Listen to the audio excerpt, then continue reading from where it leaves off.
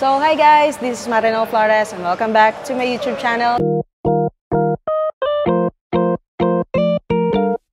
So for today's video guys, meron tayong i-walk around ngayon na Triton GLX Automatic.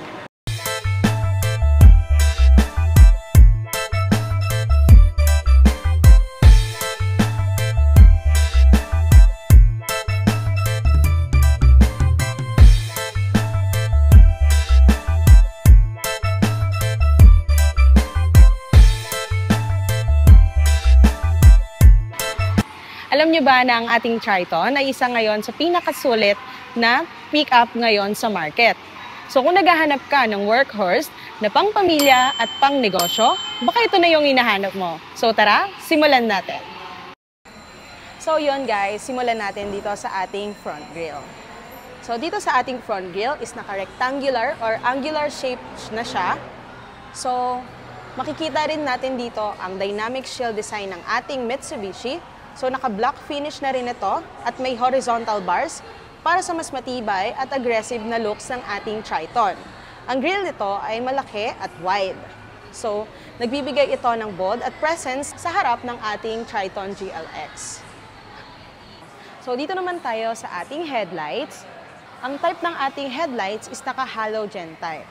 So wala po itong LED o daytime running light gaya ng mas mahal na ating variant na GLS or Athlete.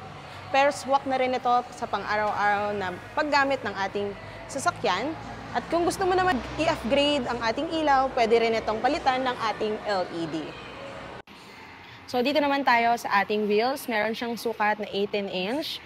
At sa kanyang tires naman ay may 265/60 o R18 tires. Sila ang kanyang design pero rugged looking at naka-alloy wheels na rin siya.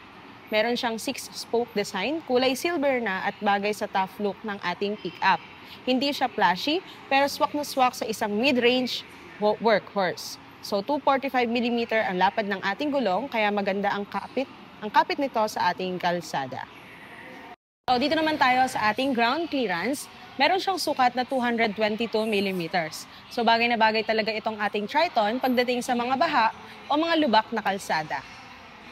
For the front suspension, guys, is redesigned with a longer rebound stroke, 20mm, and the stabilizer bar diameter has increased into 31mm to 33mm. For the rear suspension, guys, for the all-new Triton improved suspension, sa kanyang rear is naka-optimized 3-lip layers or bigger absorber na siya. So the advantage of rear suspension is the shock absorbers have become bigger and the lip spring was increased in spring rate at the same time the lightweight. Guys, dito naman tayo sa ating side mirror. So naka-chrome accent na siya at equipped na rin ito with the integrated turn signal lights. At syempre guys, naka-power folding na rin tayo dyan. Dito naman tayo sa ating door handle. So as you can see, naka-chrome accent pa rin siya. At guys, wala siyang KOS o keyless entry, dahil available lang ang ating keyless operating system sa GLS variant at sa ating Athlete. Guys, alamin naman natin yung mga features niya from the interior. So mag-umpisa tayo dito sa ating driver's seat. Pagdating naman dito sa ating power controls window, lahat ng bintana ay electrically operated. So sa driver's side, meron tayong control panel para sa lahat ng 4 na bintana. So ayan, auto down function ng ating driver window. Isang pindot lang, automatic na bababa ang salamin. May window lock din para sa safety ng mga pasahero sa likod, lalo na kung may bata. And guys, dito naman tayo sa ating manibela. For the GLX variant guys, naka-urethane steering wheel na tayo dyan. So 3-spoke na rin siya. So yun, tara tingnan natin. So may audio controls dito sa kaliwa para mas convenient na paggamit ng ating infotainment habang nagmamaneho. Pwede rin natin tong i-tilt, i-adjust para komportableng position. Stop mo. Pwede natin siyang i-adjust, depende sa preference mo. If down, kung mas natataasan ka, at pwede rin natin siyang hilahin para itaas. So, ayan. So, kung gusto mo naman i-lock, dito naman sa left side makikita yan dito sa may baba, ilalak mo lang siya pataas. Ayun. So, komportable na yung pagmamaneho natin. Kagandahan din talaga dito sa ating cruise control is to lessen your foot fatigue, lalo na kung malayo ang biyahe. So, hindi mo na kailangan umapak sa gas pedal para umandar o dahil isiset mo lang ang ating takbo into 60 kph, pwede na tayong mag-set dyan. And para magdagdag naman guys, just simply press this button and toggle up to adjust the kph o yung takbo natin. So yan, hindi ka naaapak sa gasolina or sa gas pedal para umandar. Sa gitna, makikita natin ang kanyang infotainment system. Naka 8-inch infotainment touchscreen display ang ating Triton GLX. Meron din pala itong Bluetooth or USB connectivity, kaya pwede kang makinig ng music o tumanggap ng tawag using the hands-free switch. Simpleng gamitin ng interface at may 4-speaker setup na sapat para sa everyday na driving. Wala mang Apple CarPlay o Android Auto, functional pa rin ito para sa mga basic na paggamit. For the aircon system naman tayo guys, naka single zone auto climate control na rin siya for the GLX variant from 4-wheel drive manual transmission, GLX 2-wheel drive automatic at GLX 2-wheel drive manual transmission, naka single zone auto climate control tayo dyan.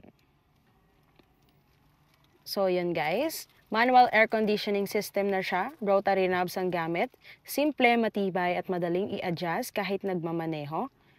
So meron siyang 3 main dials, meron siyang fan speed, temperature, airflow direction, may AC button, circulation mode at rear defogger button.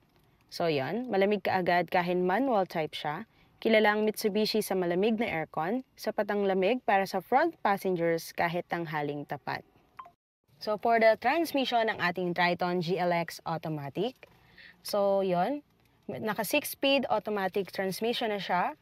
May sports mode na rin pala to. For the manual mode, gamit ang shift lever, pwede mong i-manual override para sa mas kontroladong shifting. So halimbawa akyat ka or overtake. For the performance, smooth ang ating gear shifts, swabe sa city driving at highway cruising, matipid sa diesel dahil sa tamang gear ratios, walang paddle shifters pero responsive ang kanyang manual mode. So yun guys, dito naman tayo sa ating seat material ng ating Triton GLX. Naka-upholstery type na rin siya. So ang upuan ng ating Triton GLX ay may high durability fabric material. Matibay at madaling linisin. Swak sa mga gumagamit ng pick-up sa trabaho, negosyo o sa off-road. For the comfort naman ng ating Triton, may foam padding na sapat para sa long drives, breathable ang kanyang fabric, hindi mainit kahit walang seat cover.